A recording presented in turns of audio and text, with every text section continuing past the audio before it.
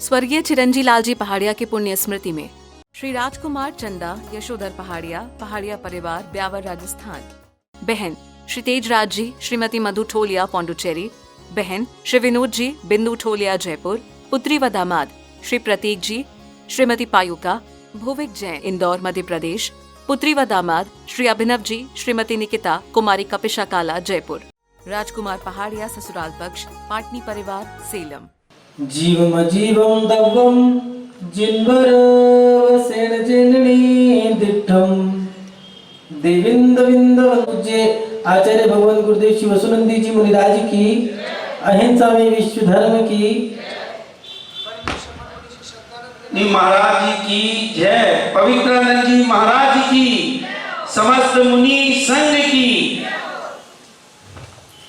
सभी उपस्थित धर्म प्रेमी, श्रद्धालु, पुण्य आत्मा, महानुभाव,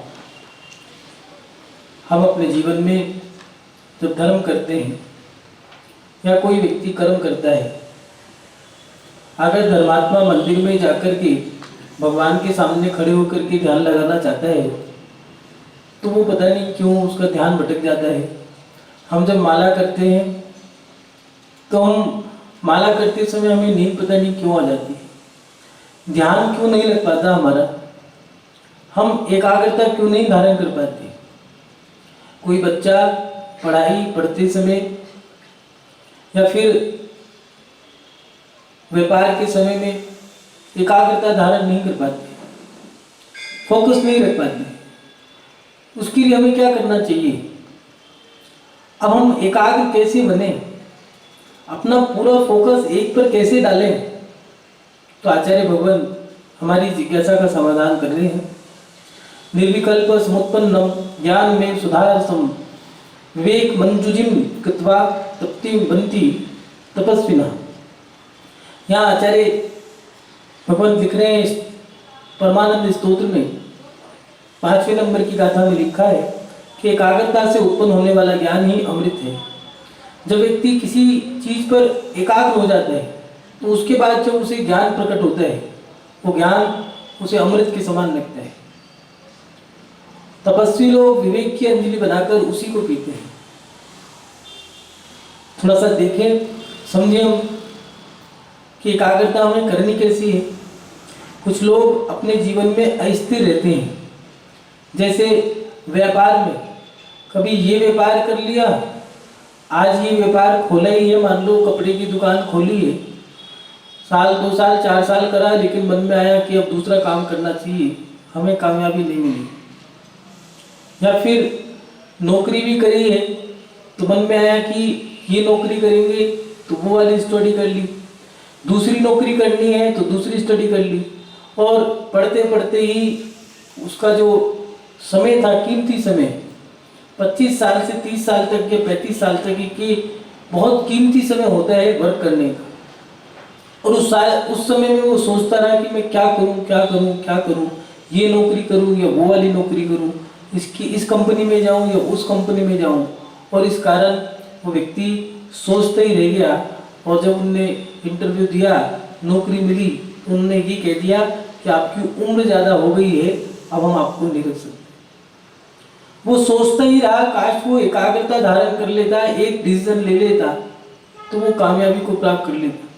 कुछ लोगों के मन में ऐसा रहता है कि जैसे शादी करनी है तो सोचते हैं कि अभी नहीं, अगले साल करेंगे, अगले साल करेंगे, अगले साल करेंगे, ऐसे करते करते करते करते 25 में शुरू हुआ और 26, 27, 28, 30, 32 साल तक की उम्र निकल गई।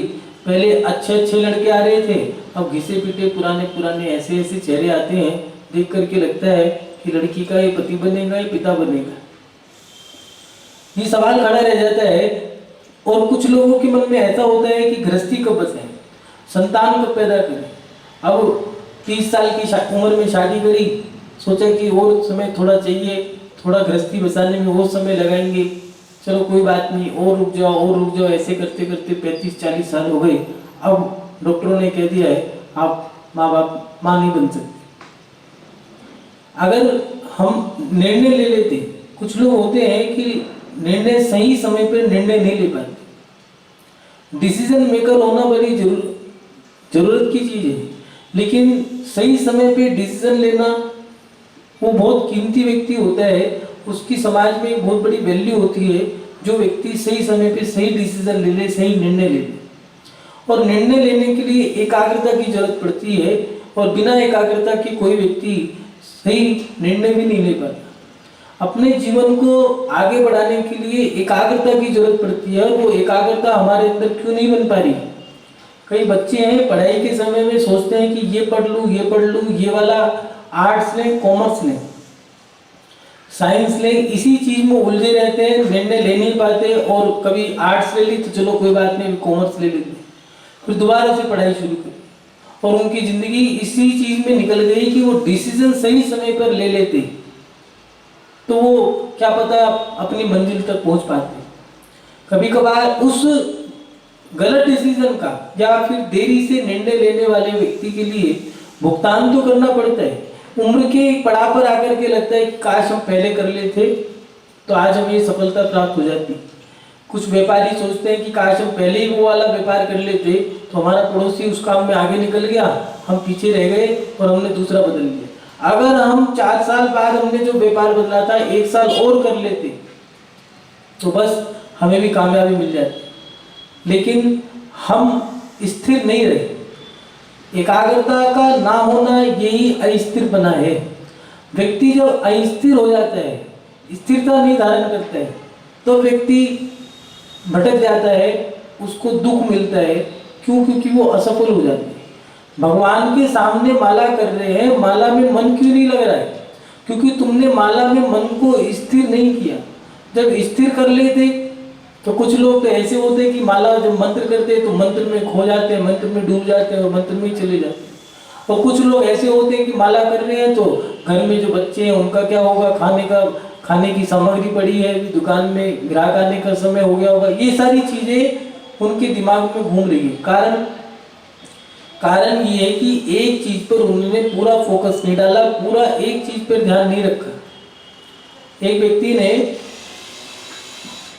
किसी महात्मा से पूछ लिया कि मेरे खेत में पानी नहीं है, मुझे कुआं खोदना है, कहाँ खोदूं? तो महात्मा जी ने कहा कि लगभग 80 फुट पे जाकर के तुम्हें पानी मिलेगा। ईशान दिशा में जाकर के वहाँ पर आप एक गड्ढा खोद देना। ठीक है, उसने गड्ढा खोदना शुरू किया। अच्छा मुहूर्त देख करके कुआं खोदना शुरू कर दिया। गड्ढा खोदा और गड्ढा खोदने के बाद मन में आया अगर यहाँ पानी नहीं हुआ तो पानी 3 जगह ही निकलता है, उत्तर दिशा की ओर, पूर्व दिशा की ओर, नहीं तो ईशान दिशा में। पानी के लिए ईशान दिशा बहुत अच्छी मानी है और उत्तर पूर्व भी अच्छी मानी है।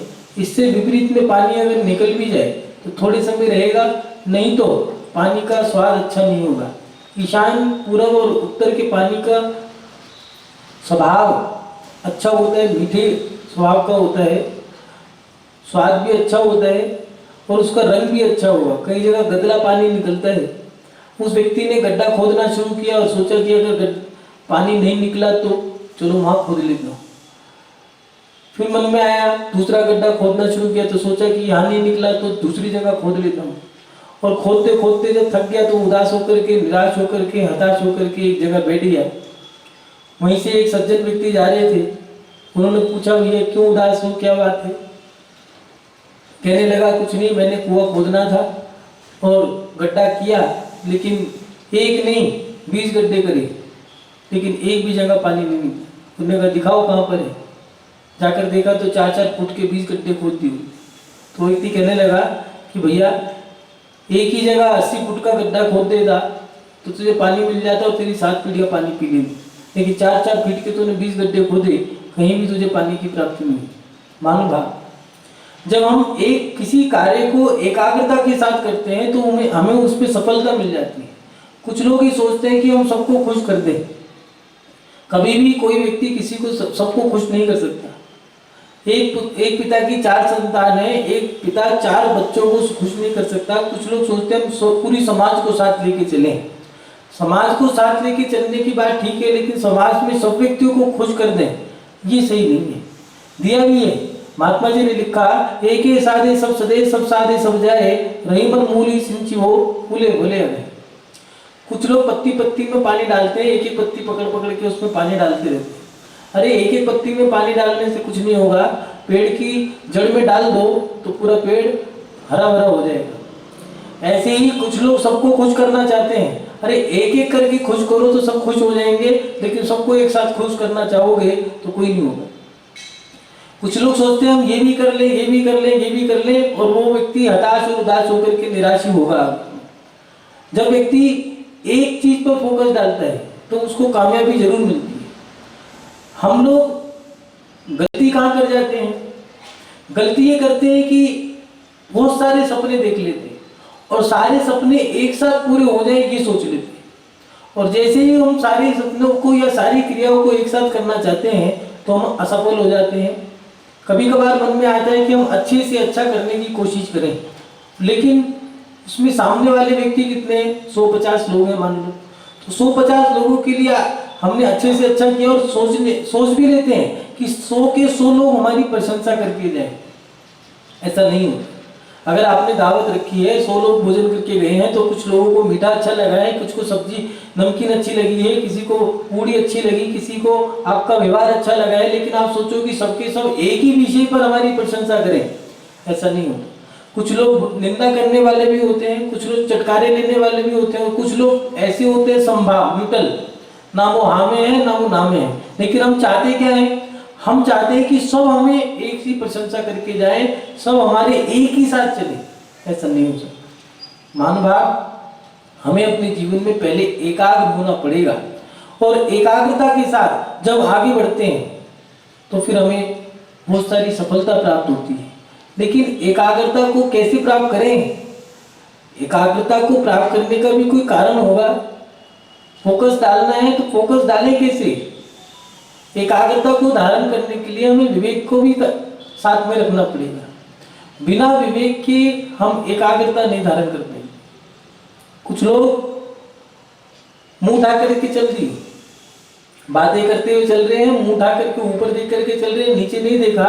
धर्मात्मा लोग हैं, बातें चर्चा करते हुए मंदिर जा रहे हैं, और मंदिर जाने से पहले पता नहीं क्या हुआ, पैर किसी ऐसी चीज पे आ गया, लगा गिलगिला सा है। पीछे मुड़ के देखा तो पता लगा बरसात का समय, गिजाई का झुंड था, उस पे हमारा पैर आ गया। अब में छी छी छी छी छी आय आय आय आय आय आय, अब आय करते रहो, आय आय करते रहो। जो कर्म बंध गया है, कर्म तो बंध गया। वो कहा है किसी ने, सावधानी हटी दुर्घटना घटी। हमने विवेक धारण किया या नहीं किया? हमें सोचना पड़ेगा प्रत्येक क्रिया के प्रति हम कर क्या रहे हैं। हमें ध्यान रखना पड़ेगा, जागृत रहना पड़ेगा कि हम क्या कर रहे हैं, क्या नहीं कर रहे। हम खा क्या रहे हैं, पढ़ क्या रहे हैं, लिख क्या रहे हैं, पहन क्या रहे हैं, बोल क्या रहे हैं। कभी कभार ऐसा होता है, कुछ बुजुर्गों के सामने या कुछ सभा लगी थी, हमने कुछ ऐसी बात बोल दी, शब्दों में ये बात चल रही थी, बातों बातों में कोई बात कह दी, और बात मुंह से निकल गई। लोगों ने डांटा भी, बड़े बुजुर्ग जो थे, माता पिता, उन्होंने, बड़े भाई ने समझाया भी तूने गलत बोल दिया। अब वो कह रहे मेरे मुंह से निकल गई। अब निकल गई तो निकल गई, पहले भी सोच लेता तो क्या था, लेकिन उन्होंने सोचा नहीं, विचारा नहीं, बिना विचारे कर दिया, और उसका फल ये मिला कि रिश्तों में खटास पड़ गई, मिठाई की जगह खटाई पड़ गई। यहाँ बोलने से पहले सोचना पड़ेगा हम क्या बोल रहे हैं। खाने से पहले भी सोचना पड़ेगा कि हम खा क्या रहे हैं। विवेक रखो कि खाने में भी, क्योंकि खान पान से हमारा खानदान, हमारा स्वास्थ्य वो ठीक रहता है। हमने बाजार का खाना शुरू कर दिया है, और बाजार का खाना शुरू करने से अब हमारी आदत खराब हो गई। आदत खराब होने के कारण अब हमें बाजार का चाहिए, हमें चटकारे चाहिए, हम नहीं रह सकते, हमें फास्ट फूड चाहिए। हम जानते हो भोजन खराब है, लेकिन हमारी आदत खराब हो गई। पहले विवेक रख लेते तो हम घर का खाना खाते थे, शुद्ध खाना खाते थे तो स्वस्थ रहते थे। अब बाजार का खा लिया तो हमें पाइल्स की बीमारी हो गई, हमें कोलेस्ट्रॉल हो गया, हमें फंगस हो गया। अब क्या करें? इसका कोई उपाय नहीं। अब पछता रहे हैं, काश हम वो काम गलत जो कर दिया है वो ना करते। कुछ लोग शादी ब्याह में जाते हैं, बातें करते हुए जा रहे थे, गाड़ी रोकी, और गाड़ी एक जगह खड़ी करने के बाद जाने लगे। चर्चा कर रहे थे, जब 4 जने बात करते हैं तो ऐसे होता है, 4 चौकड़ी कहीं बैठ जाए तो कभी कभार ऐसा है तो वो चौकड़ी चंडाल चौकड़ी भी बदल जाती है। और वो बातें कर रहे थे, बातें करते करते एक ऐसी शादी में चले गए। वहां जाकर के वेटर आया और वेटर ने क्या खाओगे?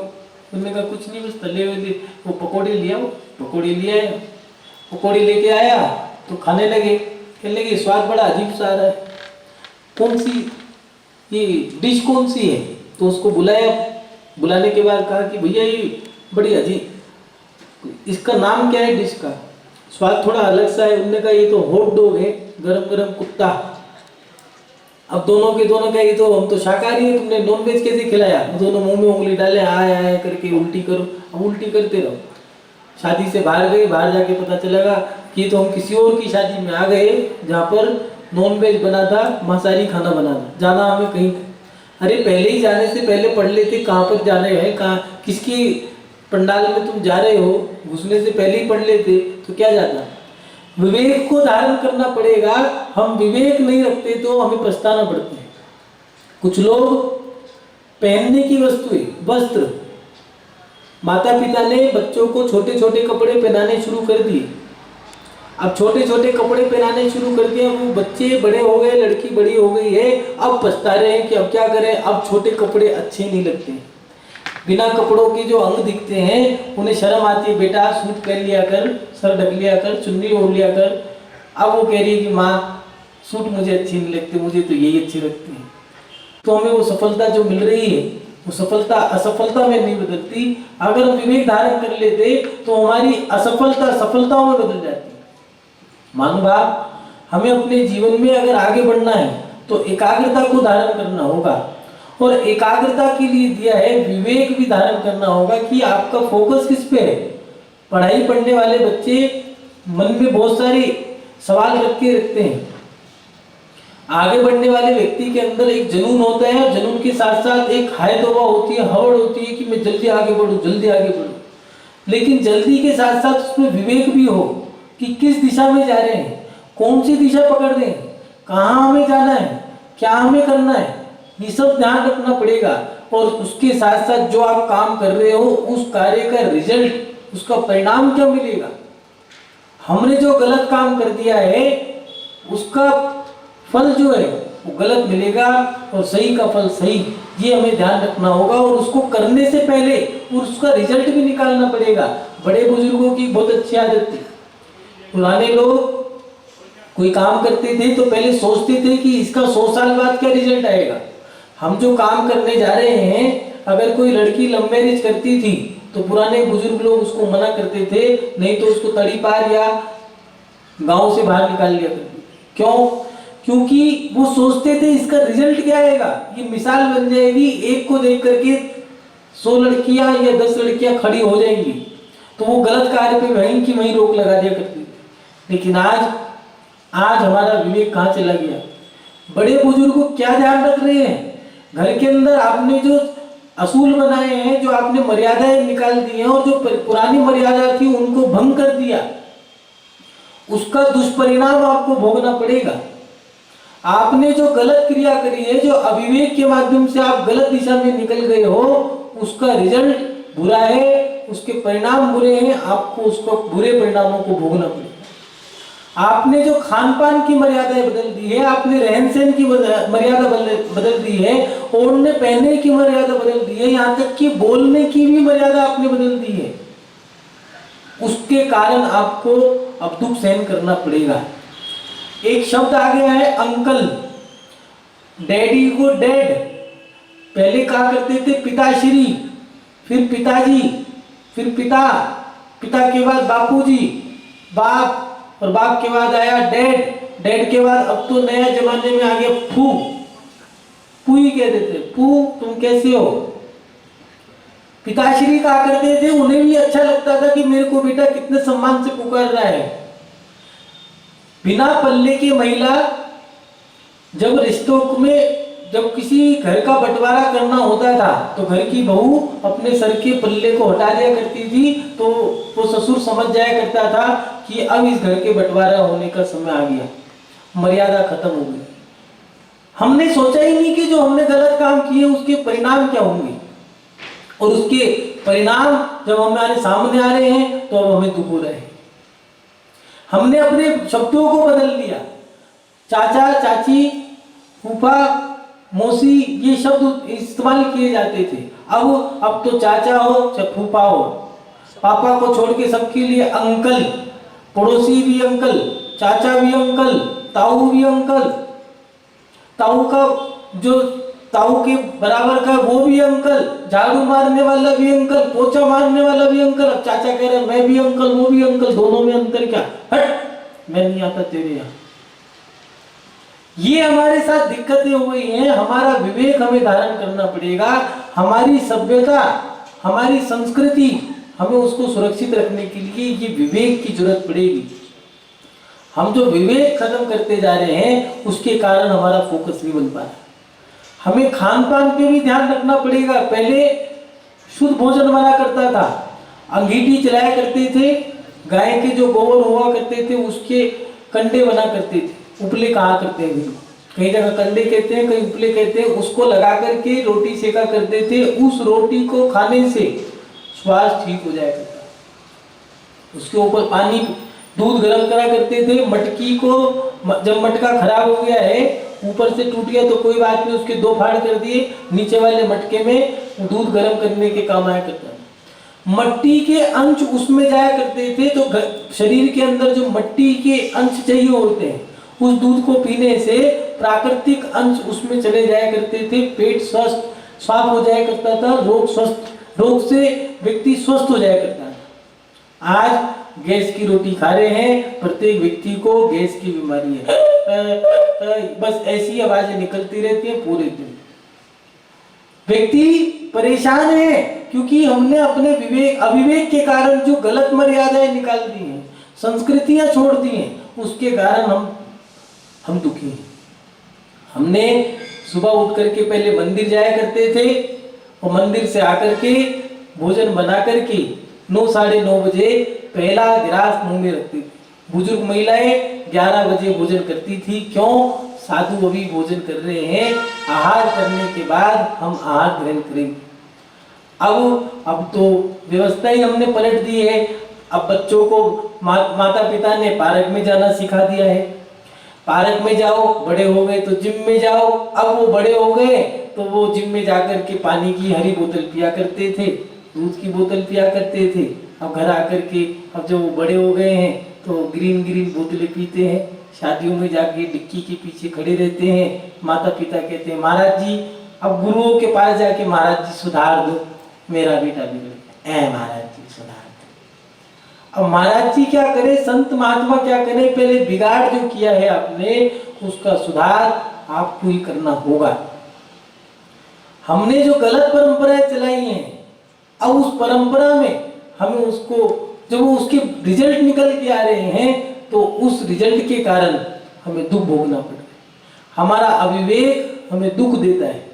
हमारी एकाग्रता क्यों नहीं बन पा रही? क्योंकि हमारा अविवेक हमें आगे नहीं बढ़ने दे रहा, हमें फोकस नहीं रखने दे रहा है।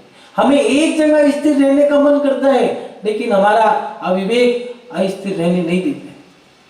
पहले लोग दान दिया करते थे, या तो मंदिर की पेटी में डाल देते थे, नहीं तो चंदा इकट्ठा हुआ करता था, मुट्ठी भींच के दे दिया करते थे और वो झोली फैला करके ले लिया करते।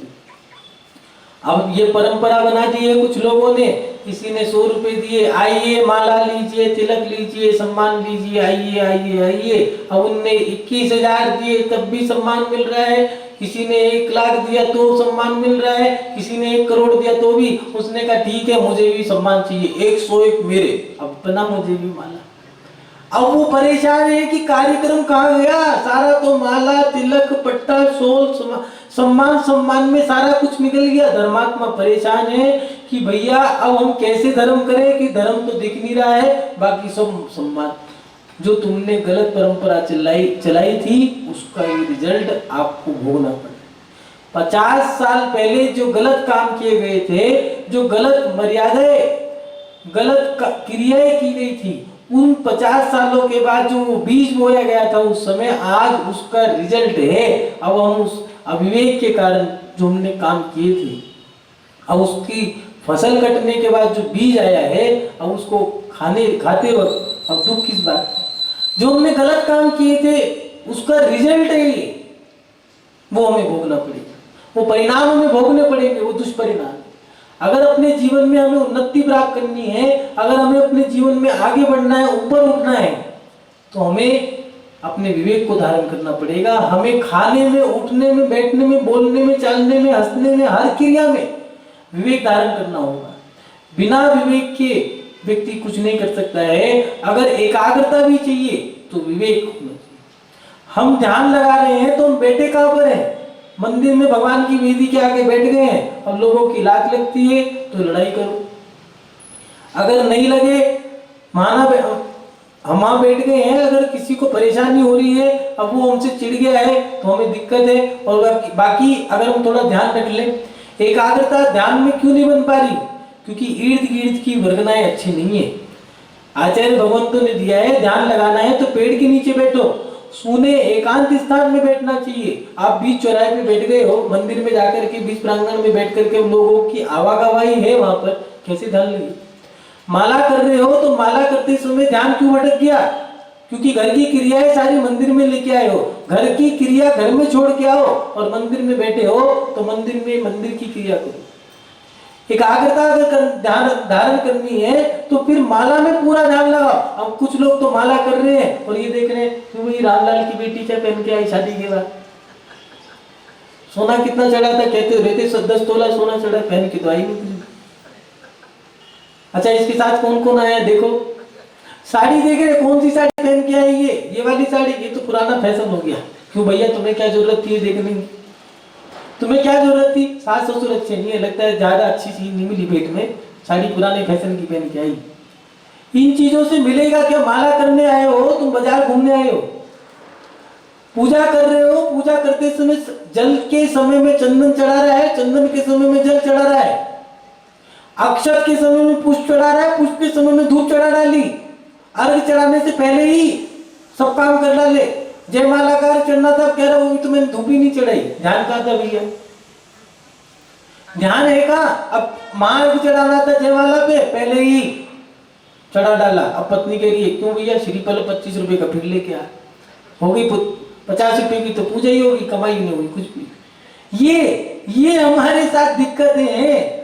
हम विवेक खो गए हैं, पूजा में मन तो लग ही नहीं रहा है। क्यों? क्योंकि एकाग्रता तो है ही नहीं पूजा में। सारी चीज तो वो देख के बैठे हैं कि वो कितनी सामग्री चढ़ा रहा है। मंदिर में बैठने के बाद तुम्हें ये कैसे पता लगा कि जो भगवान दास है उसकी पत्नी 100 ग्राम सामग्री चढ़ा गई? कुछ लोगों को इसी बात का दुख है कि वो सामग्री बहुत ज्यादा चढ़ाता है, मंदिर की सामग्री वो क्यों चढ़ाता है ज्यादा? अरे भैया, तुम अपनी पूजा करने आए हो, उसकी पूजा करने आए, और अपनी सामग्री का तुम्हें होश नहीं है। अपने तुम चंदन की जगह पे जल चढ़ा रहे हो, धूप की जगह में तुम फल चढ़ा रहे हो, अपना तो होश है नहीं है, दूसरे का हम ध्यान रखना। स्वर्गीय चिरंजी लालजी पहाड़िया की पुण्य स्मृति में श्री राजकुमार चंदा यशोधर पहाड़िया, पहाड़िया परिवार, ब्यावर, राजस्थान। बहन श्री तेजराज जी, श्रीमती मधु ठोलिया, पौंडुचेरी। बहन श्री विनोद जी, बिंदु ठोलिया, जयपुर। पुत्री व दामाद श्री प्रतीक जी, श्रीमती पायुका, भुविक जैन, इंदौर, मध्य प्रदेश। पुत्री व दामाद श्री अभिनव जी, श्रीमती निकिता, कुमारी कपिशा काला, जयपुर। राजकुमार पहाड़िया ससुराल पक्ष, पाटनी परिवार, सेलम।